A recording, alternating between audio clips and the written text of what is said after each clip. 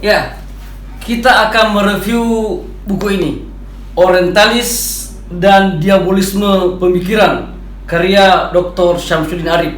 Ya, sudah saya jelaskan pada pertemuan yang lalu apa itu Orientalis.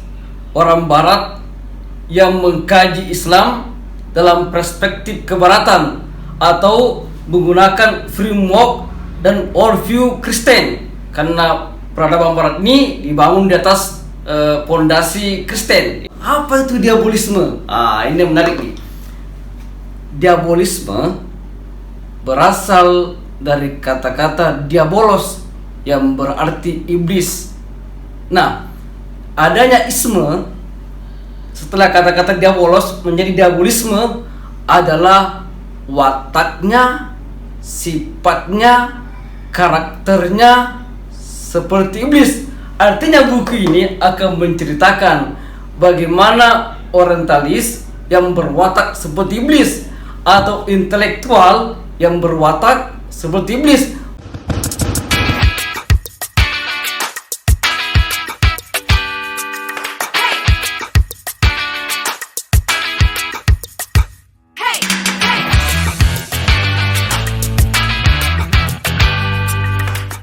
Assalamualaikum warahmatullahi wabarakatuh.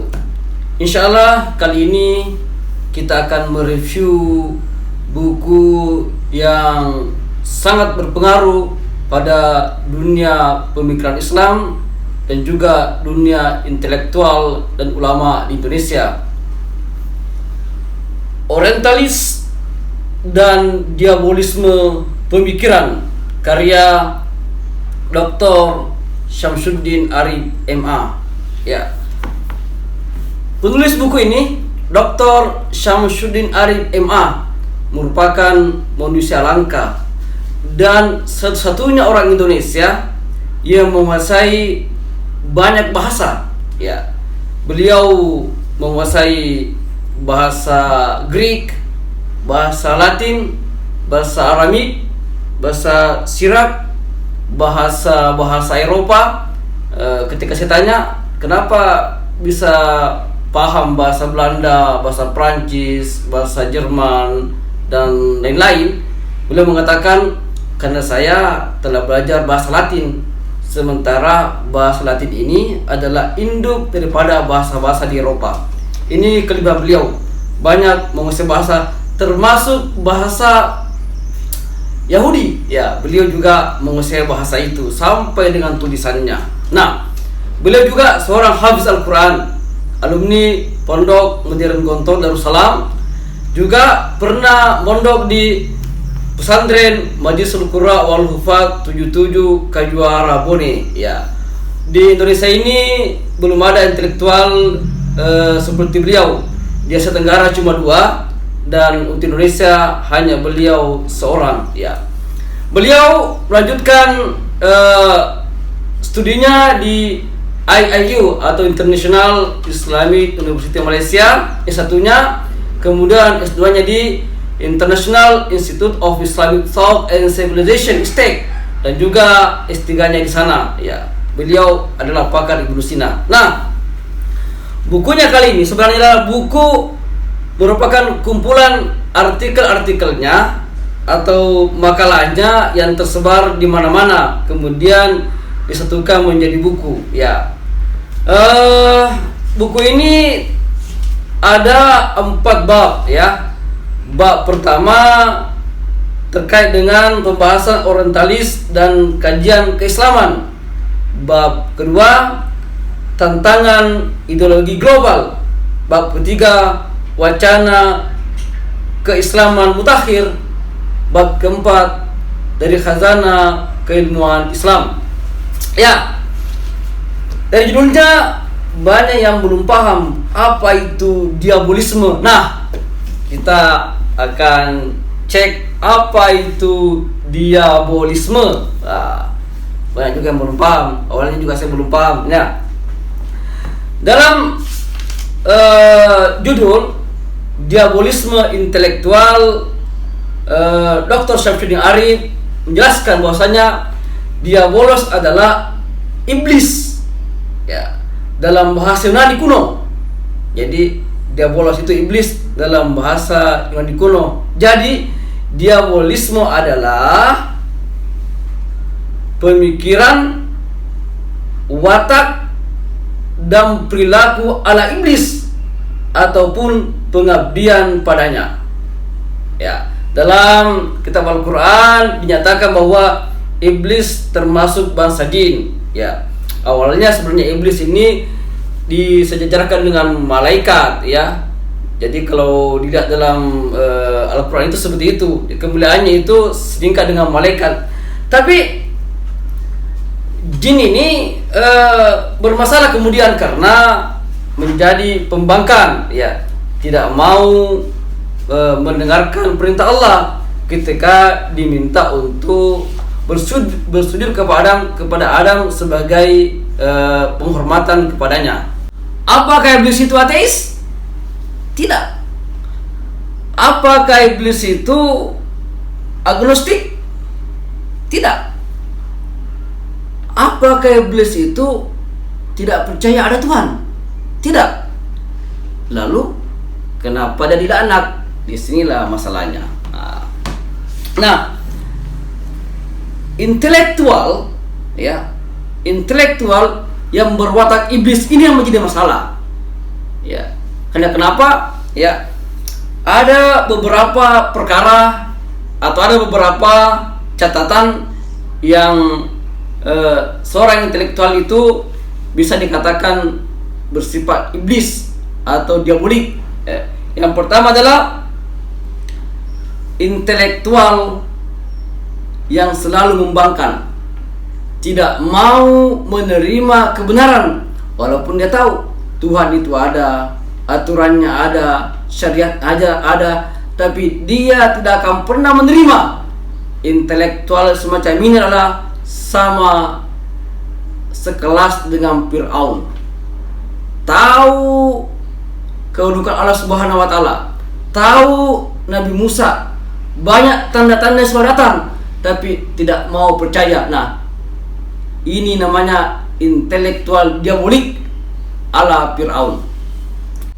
Yang kedua adalah intelektual yang selalu sombong dan takabur, merendahkan perintah Allah dan tidak pernah tunduk kepada segala syariat-syariat dan hukum-hukum agama. Nah, ini prototipe intelektual diabolik yang memang sama dengan iblis, takabur, selalu merendahkan orang lain.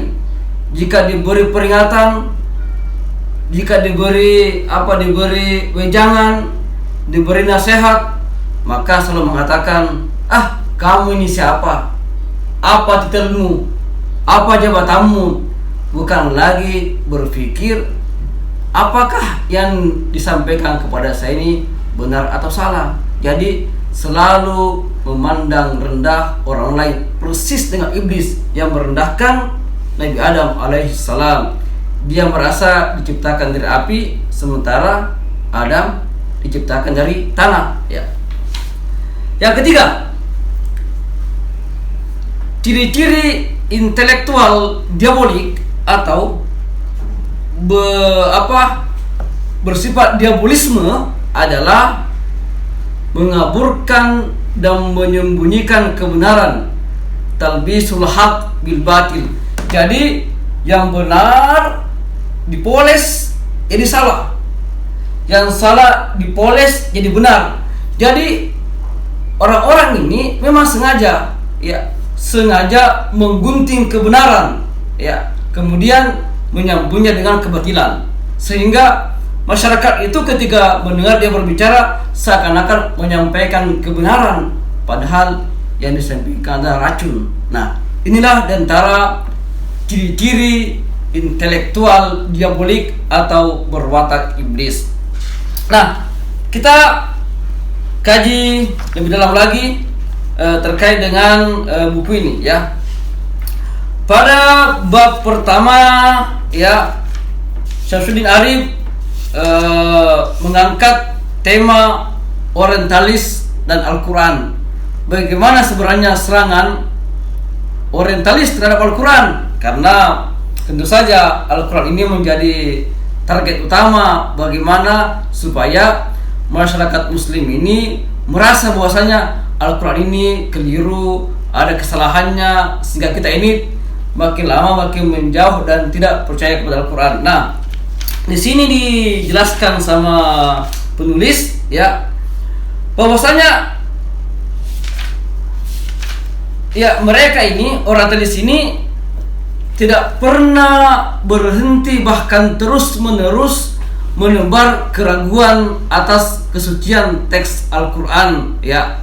Di sini dituliskan, para misionaris orientalis tak ubahnya seperti zombie, patah tumbuh hilang berganti dalam menyerang Islam.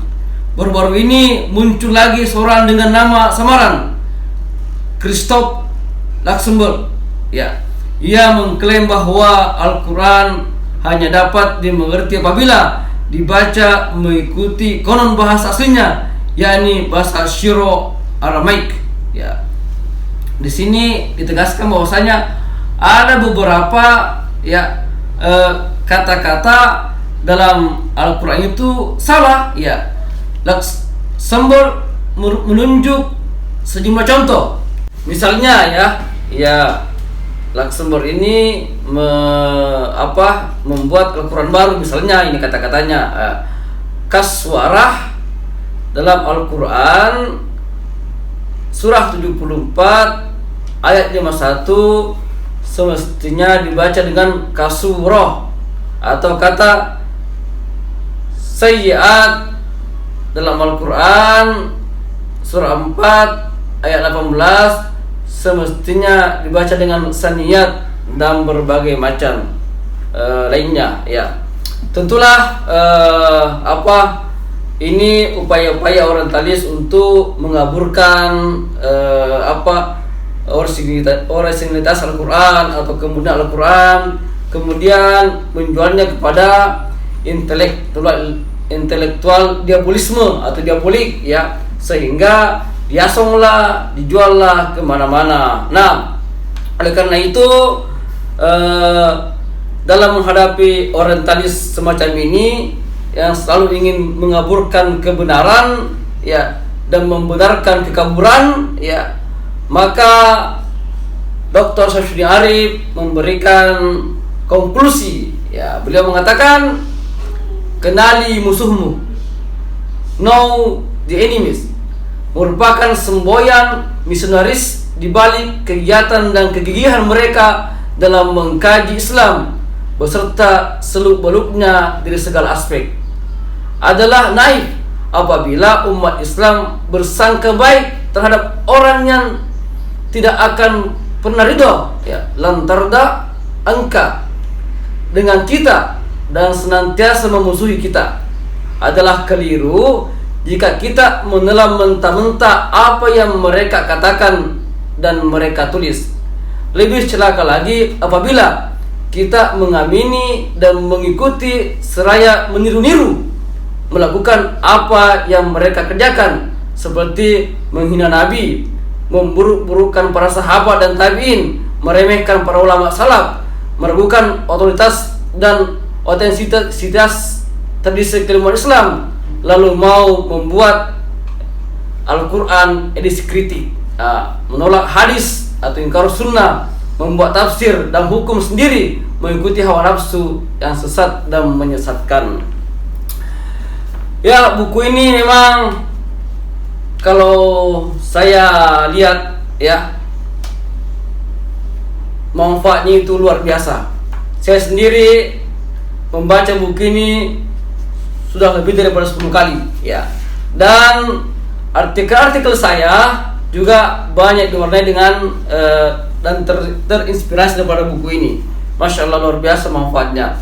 Yang terakhir saya kutip daripada prinsip epistemologi Islam ya. Epistemologi ini kan sebenarnya adalah dasar-dasar ilmu pengetahuan ya, atau dasar dalam mengetahui sebuah ilmu. Nah, beliau mengutip perkataan ulama salaf ya, luar biasa ini kutipannya ini. Saya lihat beliau mengutip perkataannya Ibnu Sirin, ya, mengatakan bahwasanya inna hadzal ilma din fanzur amman ta'khuduna dinakum. Ya, sesungguhnya ya ilmu dalam Islam itu adalah agama.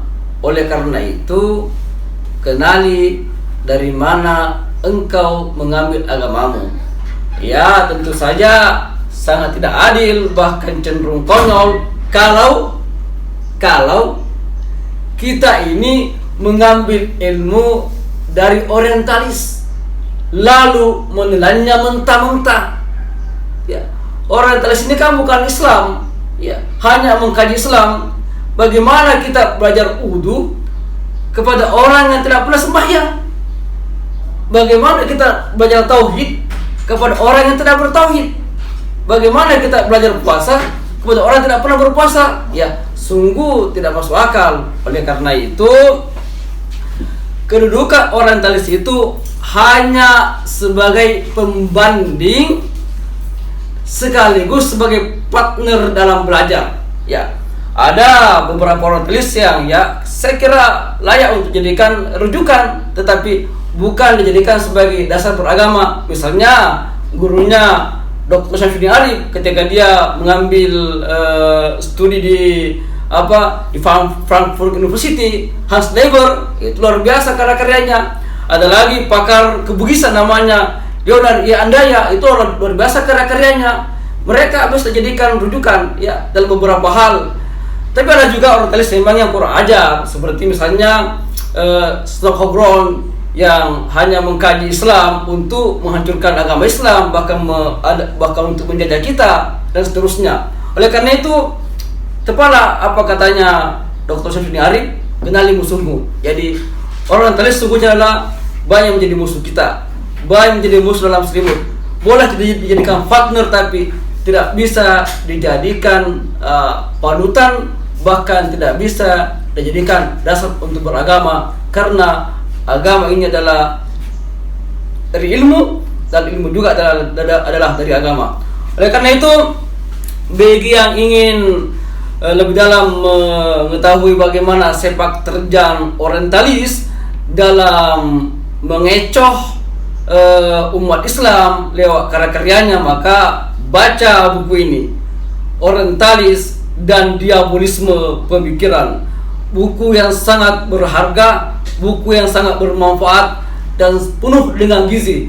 Insyaallah jika membacanya, Anda akan menemukan hal yang baru, yakni ternyata begitu luasnya, begitu dalamnya keilmuan ulama-ulama kita dalam menjaga dan memasarkan Al-Quran, hadis, dan ilmu-ilmu yang terkait dengannya. Barakallahu fikum. Wassalamualaikum warahmatullahi wabarakatuh.